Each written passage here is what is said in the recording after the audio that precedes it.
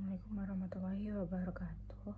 Perkenalkan, kami dari kelompok 2 akan mempresentasikan tentang investasi ekuitas atau equity investment. Yang pertama, perkenalkan anggota kelompok kami itu Husnul Khotimah MP Mahir 080.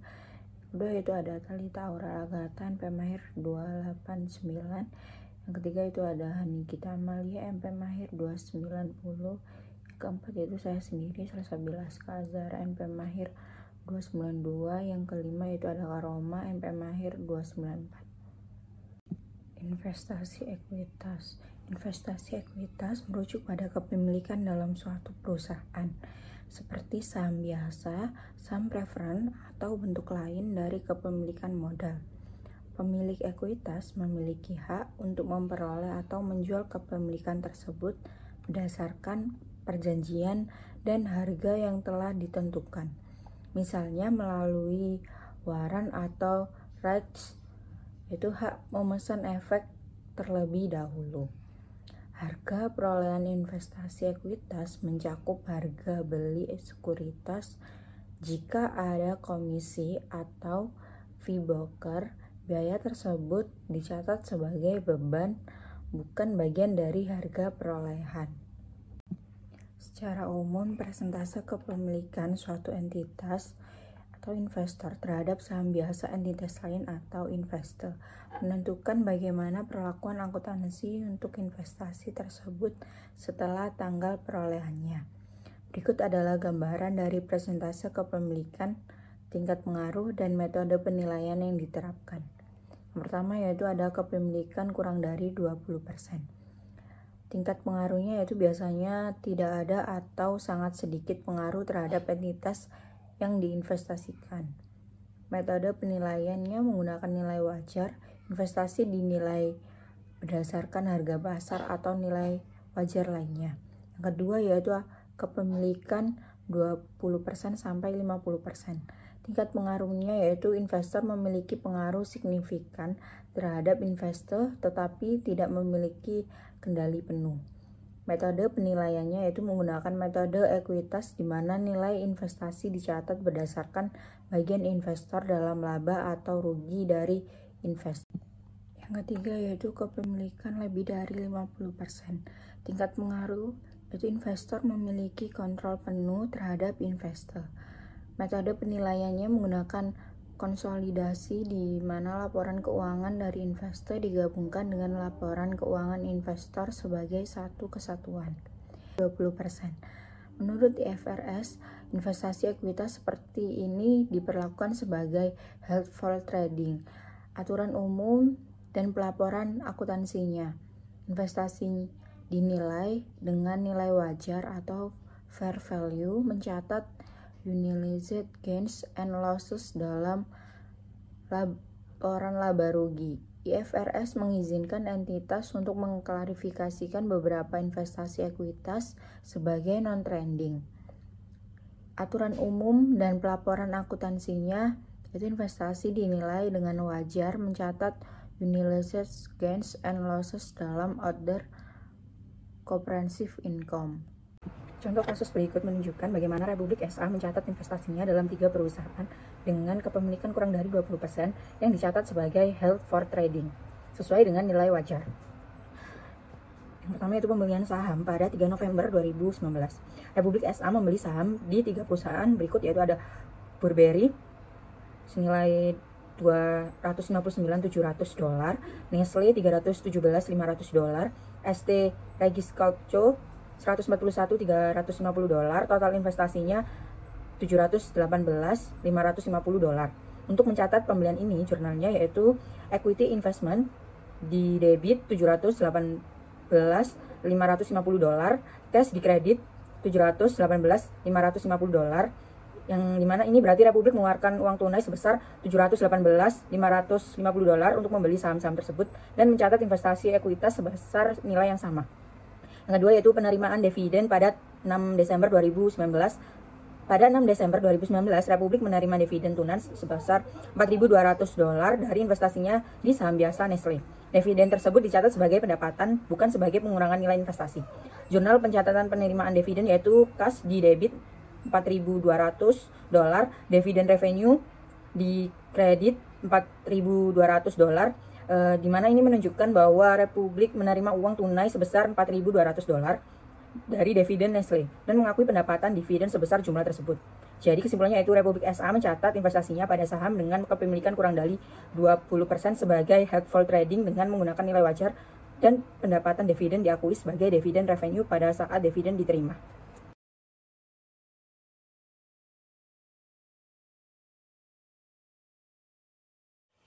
Selanjutnya adalah investasi ekuitas non-trading atau OCI. Jurnal akuntansi untuk mencatat non-trading equity investment adalah sama dengan pencatatan untuk trading equity investment, kecuali terhadap pencatatan unrealized holding gain or loss.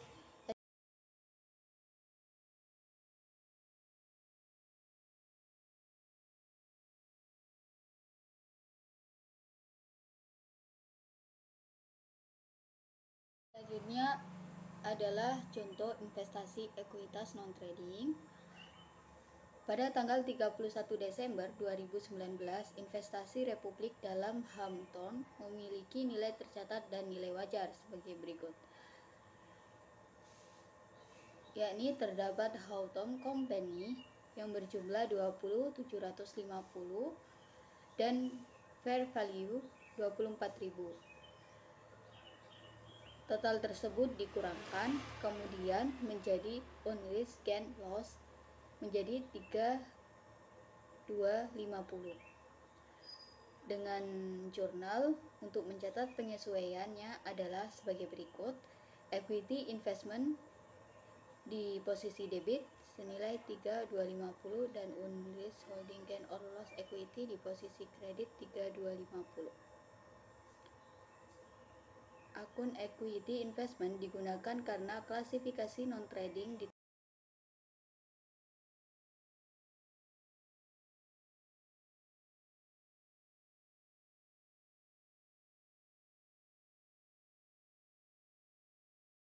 Kemudian di investasi ekuitas memiliki antara 20% sampai dengan 50%.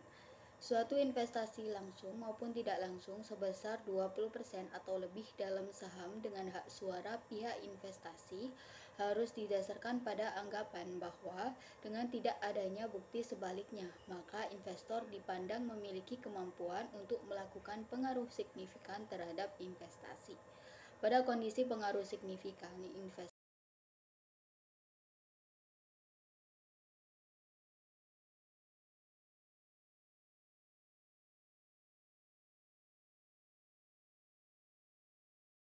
kemudian di posisi investasi ekuitas terdapat metode ekuitas.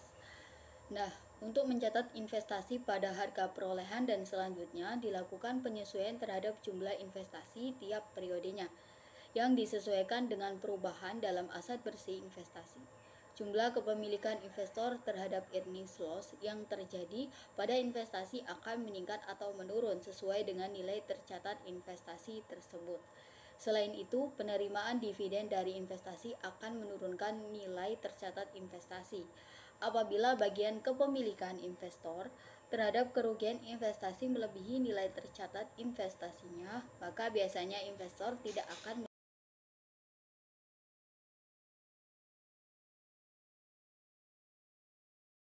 Selanjutnya yaitu isu lain dari pelaporan.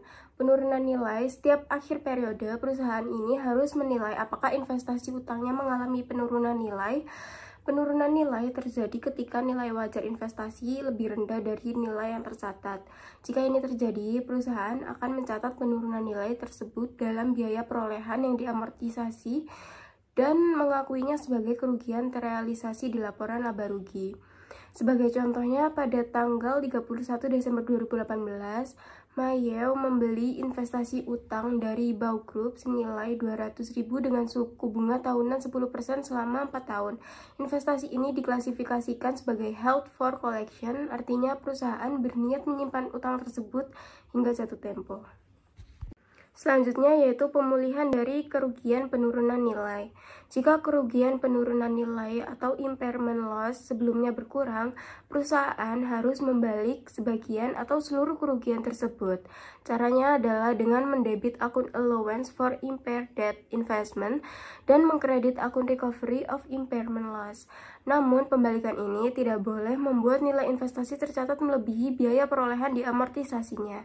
Sebagai contoh, pada tanggal 31 Maret 2020, Mayeo memutuskan untuk membalik penurunan nilai karena risiko kredit Bao menurun. Jurnal yang dibuat adalah mendebit allowance for impaired debt investment sebesar 12.680 dan mengkredit recovery of loss on impairment sebesar 12.680. Selanjutnya yaitu penurunan nilai debt investment HFCS. Penurunan nilai pada investasi utang yang diklasifikasikan sebagai held for collection and selling dilaporkan berdasarkan nilai wajar. Setiap perubahan nilai wajar dicatat dalam Other Comprehensive Income atau OCI. Untuk investasi jenis ini, entitas menerapkan model penurunan nilai yang berbeda dibandingkan investasi utang lainnya. Contohnya, pada 1 Juli 2019, Alexander membeli investasi utang senilai 1 juta dengan bunga 7% dan jatuh tempo pada 1 Juli 2024 pada 31 Desember 2019. Nilai wajar investasi tersebut turun menjadi 960.000 karena adanya peningkatan suku bunga pasar.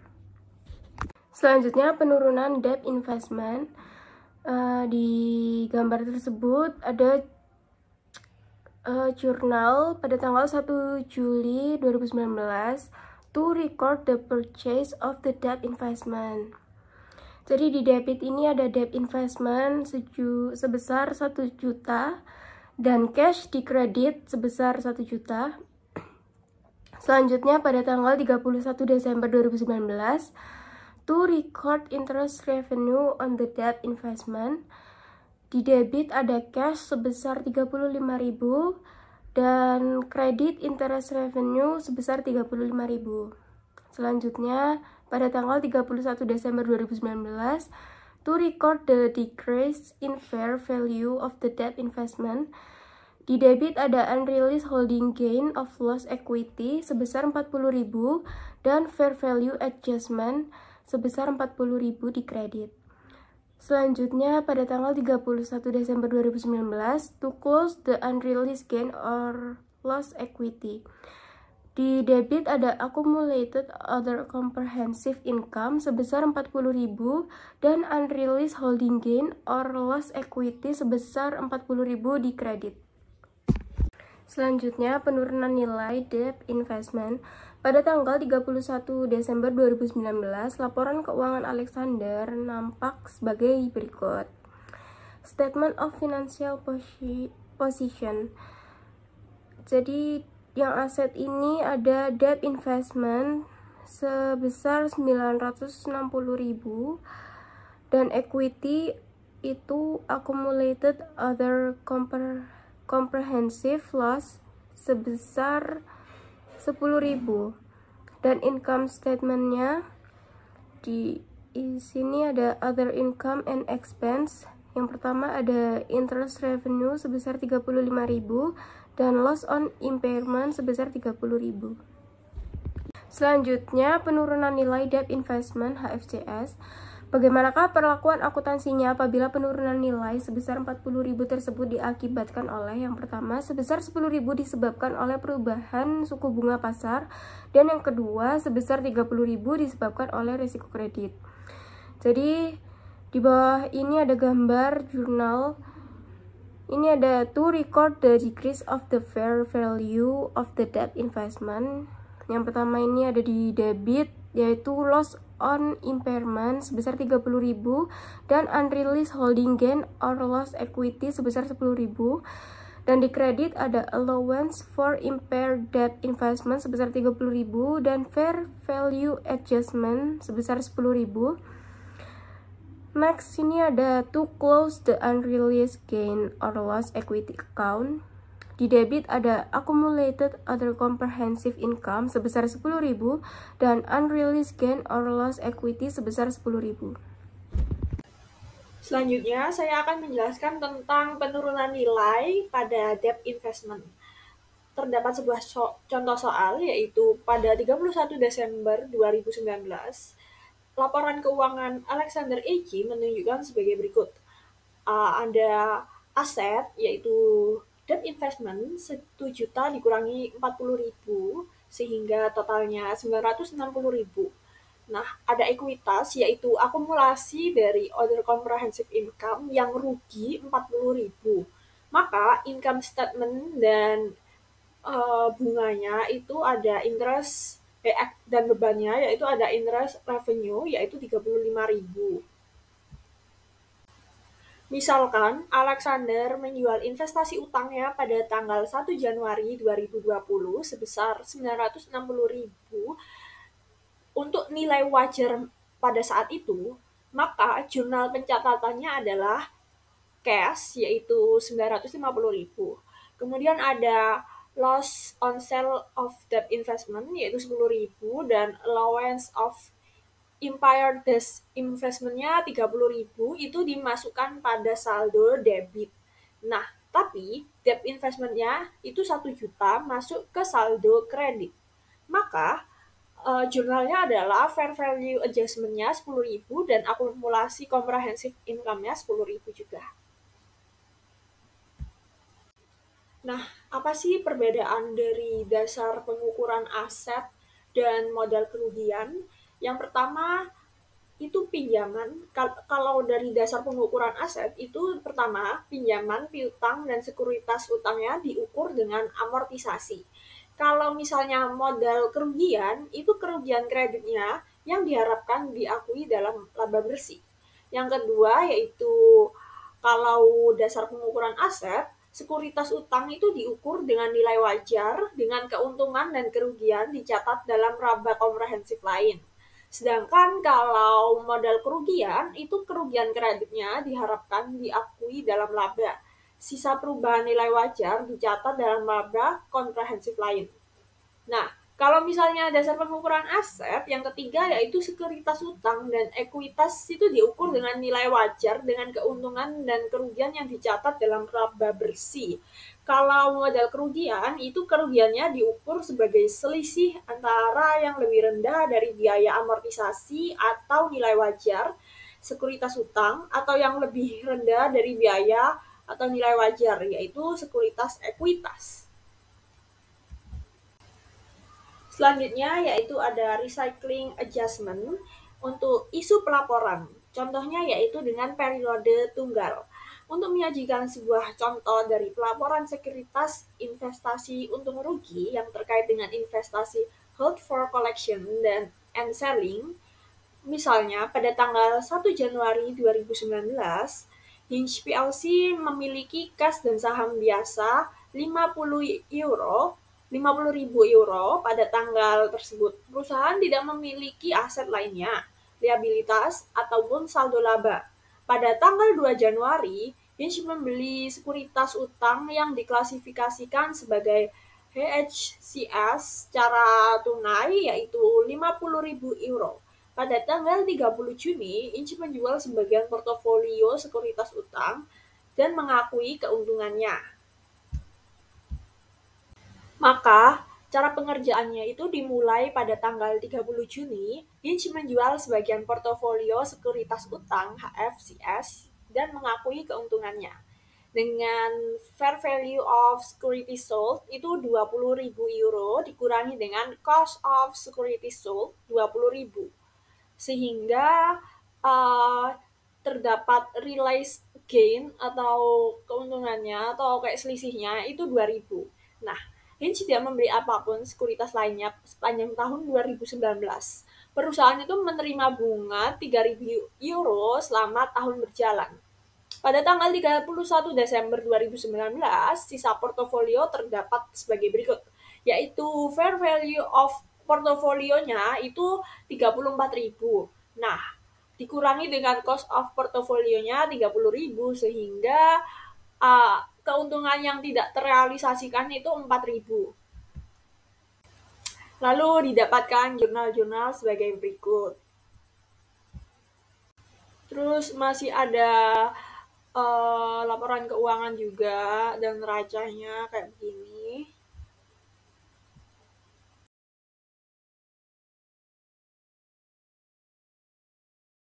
Nah, selanjutnya yaitu ada isu pelaporan yang telah dijelaskan, yaitu bahwa isu pelaporan multiperiode terjadi pada saat keuntungan atau kerugian yang belum direalisasikan dilaporkan 2 kali dalam pendapatan komprehensif sebelumnya dan laba bersih saat penjualan sekuritas.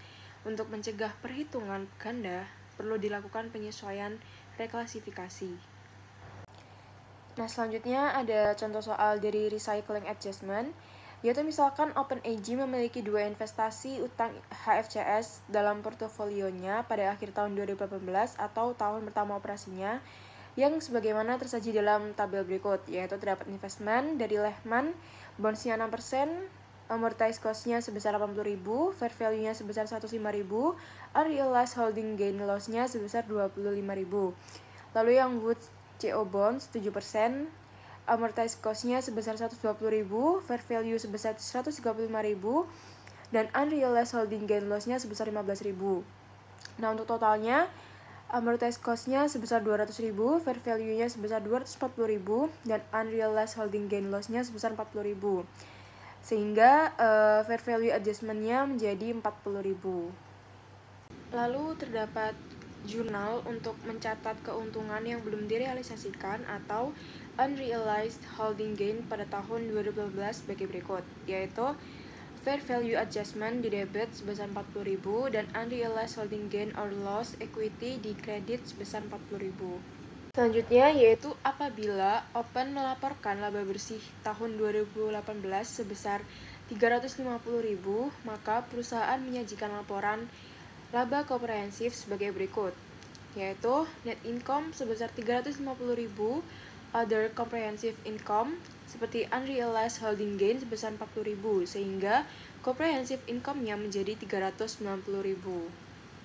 Lalu terdapat jurnal untuk memindah bukukan unrealized holding gain equity ke accumulated other comprehensive income pada tanggal 31 Desember 2018, yaitu jurnal penutupan, yang dimana unrealized holding gain or loss equity di debit sebesar 40.000 dan accumulated other comprehensive income di kredit sebesar 40.000.